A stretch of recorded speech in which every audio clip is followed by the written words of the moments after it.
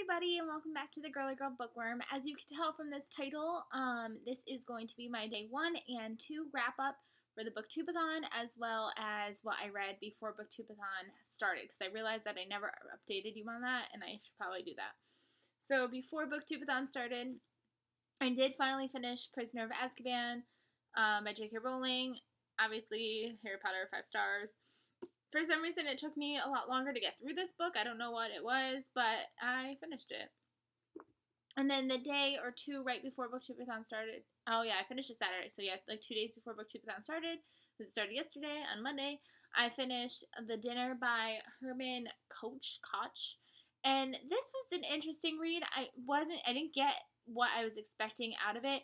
It's about these two families, and they're meeting together to have this dinner, kind of to like talk about their sons. They both have 15-year-old boys who they're kind of dealing with kind of like a crime they kind of committed, and like it's kind of going through the dinner and how kind of awkward that is and going on with the past.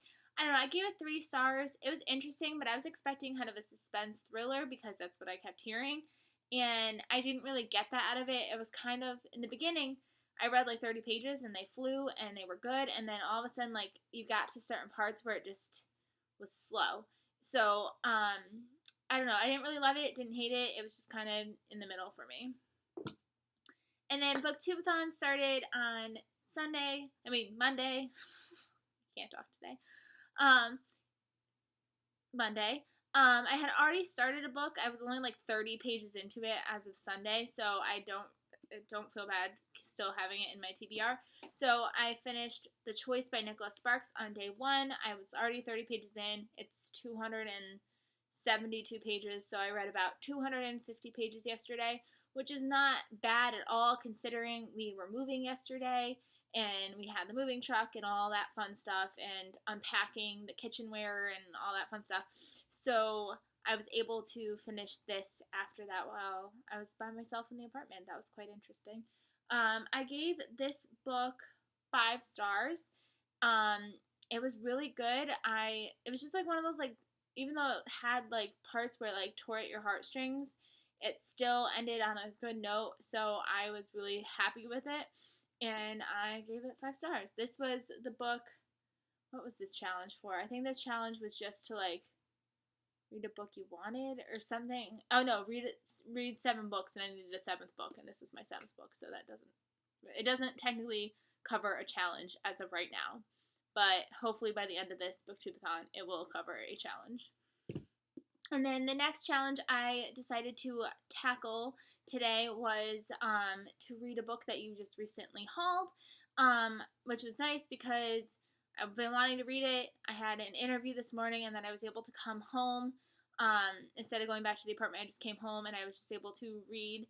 And it was funny because I wasn't even expecting to finish it. And I did. I was very distracted today. I think just between like having an interview and the moving and being tired and things like that, I wasn't really able to concentrate, but I was able to finish it. And that is The Remedy by Suzanne Young. This book was 402 pages. I just finished it like 5 seconds ago. You think I would remember that. 401 pages. This is the prequel novel to the program and the treatment. I feel like this almost needs to be its own series because it leaves at a point where like you kind of know why it's a prequel, but at the same time you still want more information.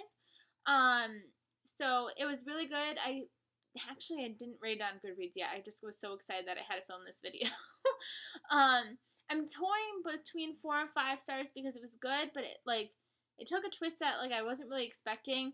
It has a different side of the program. If you know the program is about a world where suicide is kind of like this mass epidemic, and so they put these kids into programs to try to like treat them for their depression.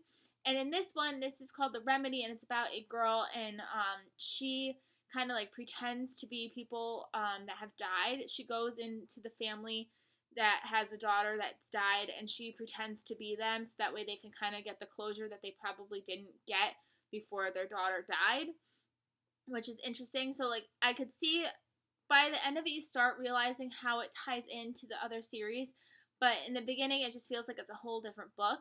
So I'm toying between 4 and 5 stars because at the end I was like, I need more of this. So that's why I would want to give it the 5 stars. So I might do like 4.5. We shall see. It's still only like 8:13 right now. So I'm debating picking up another book.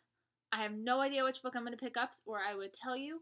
Yeah, I hope everybody else is having a really great booktubeathon so far. I know I'm pleasantly surprised that I've been able to get 2 books in, which I was not anticipating at all. So that's awesome, and I feel like I'm a rambling buffoon right now. But yeah, I will hopefully see you guys soon in another video. We will be having internet at our place on Thursday, so maybe I'll take my computer along and we will film there. That would be quite interesting, even though there's no books in my bookcase. I did buy a bookcase, and I did build it, but there's no books in it right now. Actually, that's a lie. There's 2 books in there right now. But we will see. So I hope you guys are doing really well, and I will see you guys very soon.